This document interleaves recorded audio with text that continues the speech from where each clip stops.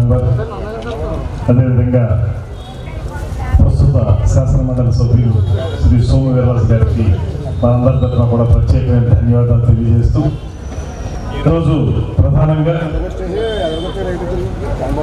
Why Srinivas యొక్క పుట్టినరోజు. అదే సందర్భంలో మనకి ఆంగ్ల నూతన సంవత్సర వేడుకలు కూడా జరుపుకుంటున్నాం. ఇందాక వీర్రాజు గారు చెప్పినట్లుగా తొలి నుంచి కూడా ఒకే సిద్ధాంతానికి కట్టుబడి, ముఖ్యంగా సిద్ధాంతం అనే దానికంటే కూడా మెగా కుటుంబానికి విధేయుడిగా ఉంటూ, ఆ మాటకు వస్తే వీర విధేయుడిగా ఉంటూ, మెగా కుటుంబం రాజకీయాల్లోకి వచ్చినప్పుడు వారి రాజకీయాల్లోకి వచ్చి మెగాస్టార్ చంద్రబాబు గారు ప్రజారాజ్యం పార్టీ స్థాపించినప్పటి నుంచి ఇవాళ జనసేన వరకు కూడా అకుంఠిత దీక్షతోటి, అంకిత భావంతో ఆ కుటుంబంతో ఉన్నటువంటి అనుబంధాన్ని దృష్టిలో పెట్టుకుని ఆ కుటుంబం పెట్టినటువంటి పార్టీల్లో మనం ముందుకు వెళ్ళాలి, ఆ పార్టీలకి సేవ చేయాలనేటువంటి ఆలోచనతో నిరంతరం కృషి చేస్తున్నటువంటి నాయకుడు మన వై శ్రీనివాస్ అనేటువంటి పార్టీ సందర్భంగా మనం చేస్తున్నాం.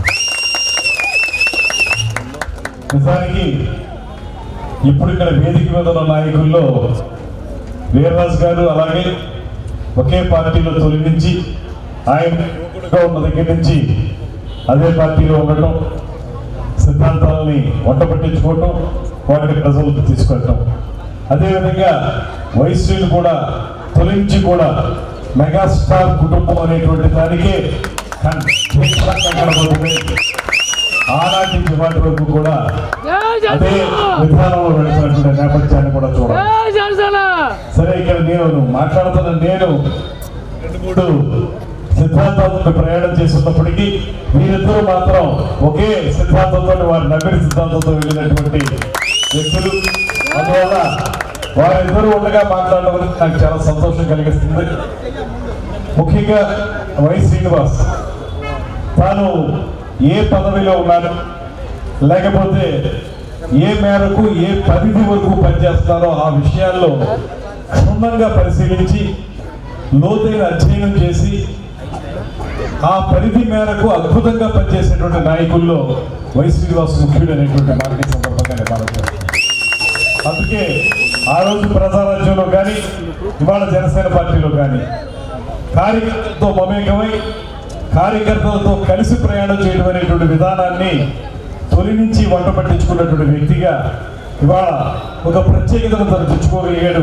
అందుకే పవన్ కళ్యాణ్ గారు గుర్తించి రాజమండ్రి లాంటి చరిత్రాత్మక నగరానికి వై శ్రీనివాస్ ని అధ్యక్షుడిగా పెట్టడం అనేటువంటిది ఆయన యొక్క పనితీరికి మచ్చుతోలుగా అనేటువంటి మాటను కూడా ఈ సందర్భంగా నేను భావిస్తున్నాను.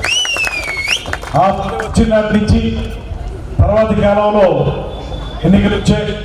ఎన్నికల సమయంలో కూడా జనసేన పార్టీ అభ్యర్థుల విజయం కోసం నగర అధ్యక్షుడిగా కానీ ఇతరత్ర పార్టీతో ఉన్నటువంటి విధానాల వల్ల కానీ పూర్తి స్థాయిలో ఆయన కృషి చేస్తూ అభ్యర్థుల విజయం కోసం నిరంతరం పాటుపడినటువంటి వ్యక్తి కూడా వై శ్రీనివాస్ అనేటువంటి మాట మనం చేస్తా ఉన్నాం. అందుకే ఇవాళ నాకు తెలిసినంత వరకు వై శ్రీనివాస్కి పెద్దగా శత్రువులు ఉండరు, అందరితో మంచిగా ఉంటాడు, ఒక స్థాయి ఎదిగిన నాయకులతోటి అనుకువగా ఉంటాడు, తన తోటి సహచర కార్యకర్తలతోటి ప్రేమగా ఉంటాడు, తనకంటే కింది స్థాయిలో ఉన్న వాళ్ళతోటి మరింత ప్రేమగా ఉంటాడు. ఇలా మొత్తంగా చూసుకుంటే ఒక రకంగా చెప్పాల్సి వస్తే వై శ్రీనివాస్ అజాత శత్రువు, అతనికి పెద్దగా శత్రువులు లేదనేటువంటి మాట నేను నమ్ముతాను. రాజకీయాల్లో శత్రువులు సహజంగా ఉంటారు, కానీ వై శ్రీనివాస్ జాగ్రత్తగా వాటిని మేనేజ్ చేయగలిగేటువంటి కెపాసిటీ ఉన్నటువంటి లీడర్.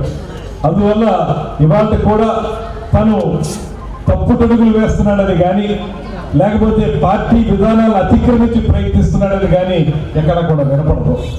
అది అతనికి శ్రీరామ రక్ష అనేటువంటి మాటని ఈ సందర్భంగా నేను మనం చేస్తున్నాను. ఒక కీలకమైనటువంటి నగరానికి అధ్యక్షుడిగా, పార్టీ అధ్యక్షుడిగా ఉంటూ ఇక్కడ కార్యక్రమాలని నిర్వహించడంతో పాటు అక్కడ రాష్ట్ర పార్టీకి సంబంధించినటువంటి కేంద్ర కమిటీ దగ్గర కూడా అక్కడ ఉన్నటువంటి వ్యక్తులతో కూడా సత్సంబంధాలు కొనసాగిస్తూ వారందరికీ కూడా ఎల్లవేళ కూడా అందుబాటులో ఉంటూ పార్టీ మనిషిగా తర్వాత రేపు పొద్దున ఆయనకి అధికారయుతమైనటువంటి పదవులు రావచ్చు. అవి ఏవచ్చినప్పటికీ కూడా అతని బ్రాండ్ మాత్రం, అతని ముద్ర మాత్రం మెగా కుటుంబానికి అంకిత భావంతో పనిచేసేటువంటి నాయకుడు అనేటువంటి ఆ బ్రాండ్ ఉంది. ఆ బ్రాండ్ అలాగే నిలబెట్టుకోమని ఈ క్రమంలో ఇంత కష్టపడి పనిచేస్తున్నారు కనుక, ఈ పద్ధతిలో వెళ్తున్నారు కనుక, ఎవరిని నొప్పించకుండా ముందుకు వెళ్తున్నారు కనుక ఖచ్చితంగా మీకు మంచి పదవి, అధికారికమైన పదవి వరిస్తుందనేటువంటి మాటని నేను మనస్ఫూర్తిగా నమ్ముతున్నాను. అది తీసుకున్నప్పుడు కూడా శ్రీనివాస్ ఇలాగే ఉంటాడనే నమ్మకం కూడా నాకు ఉంది.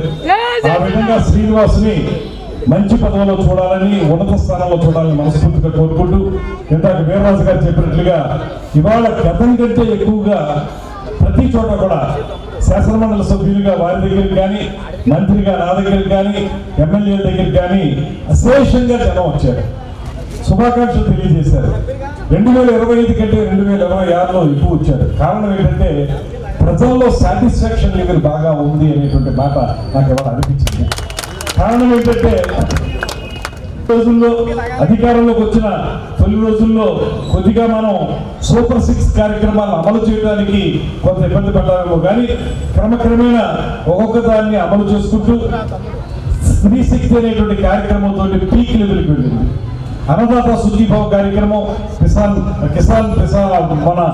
కిసాన్ మోర్చా కార్యక్రమం, అది పిఎం కిసాన్ వారి కార్యక్రమం, కానీ ఇవన్నీ నెమ్మదిగా ప్రజల్లోకి వెళ్ళి ఈ కూటమి ప్రభుత్వం మీద ఒక ప్రత్యేకమైనటువంటి అభిమానాన్ని తీసుకొచ్చాయి. ఎందువల్లనంటే ఇక్కడ అధికారంలోకి వచ్చిన తర్వాత మనం చేసే పనులు ఏ రకంగా ఉంటాయనేటువంటి ప్రజలు చూడడం జరిగింది.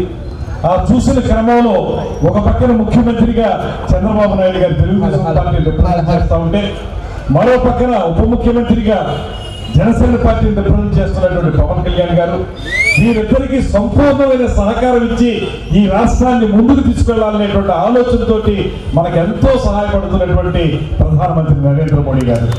వీరి ముగ్గురు యొక్క కలయిక ఒక అద్భుతమైన కలయిక. డబుల్ ఇంజిన్ సర్కార్ అనేటువంటి మాట కొన్ని రాష్ట్రాల్లో చెప్తాం, కానీ ఇక్కడ మాత్రం ట్రిపుల్ ఇంజిన్ సర్కార్.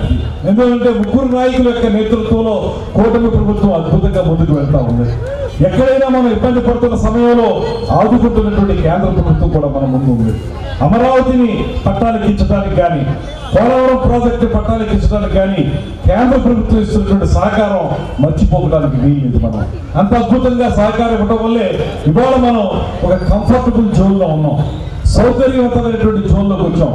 కారణం మనకు ఎక్కడైనా ఇబ్బందులు కలిగితే కేంద్రం మనకు సహకరిస్తుందనేటువంటి నమ్మకం మనలో ఉండబట్టి ఇవాళ ప్రజలకు ఏ కార్యక్రమాలు అయితే మనం హామీలుగా ఇచ్చామో ఆ హామీలన్నింటినీ కూడా నెరవేర్చుకున్నాం.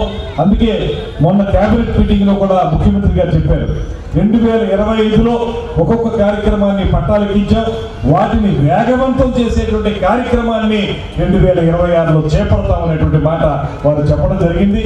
తద్వారా ఈ రాష్ట్రాన్ని ఒక పక్కన సంక్షేమంతో, మరో పక్కన అభివృద్ధితో రెండింటి సమ్మిళితంగా ముందుకు తీసుకెళ్ళడానికి ఈ కూటమి ప్రభుత్వం కృషి చేస్తుంది. కనుక ఇవాళ అందులో భాగస్వాములుగా ఉన్నటువంటి భారతీయ జనతా పార్టీకి చెందిన వీర్రాజు గారు కూడా వేదిక మీద ఉండి ఈ విషయాలు మాట్లాడడం మనందరికీ ఆనందదాయకం.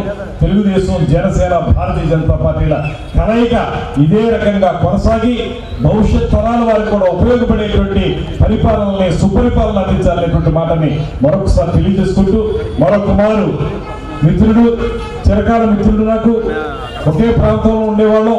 ఇప్పుడు నేనైతే ఇక్కడికి వచ్చాను, కానీ ఇతను కూడా మారాడు అక్కడి నుంచి. ఏదైనప్పటికీ కూడా ఒకే ప్రాంతం నుంచి వచ్చేవాళ్ళం. మేమందరం కూడా ముందు నుంచి కలిసిమెలిసి ఉన్నాం. అదేవిధంగా అందరితోనూ మంచిగా ఉండేటువంటి మన ఎర్నాగుల శ్రీనివాస్ మంచి పొజిషన్లోకి రావాలని, ఇలాంటి పుట్టినరోజులు శత వసంతాల పాటు జరుపుకోవాలని మనస్ఫూర్తిగా కోరుకుంటూ సెలవు తీసుకుంటాను. నమస్కారం.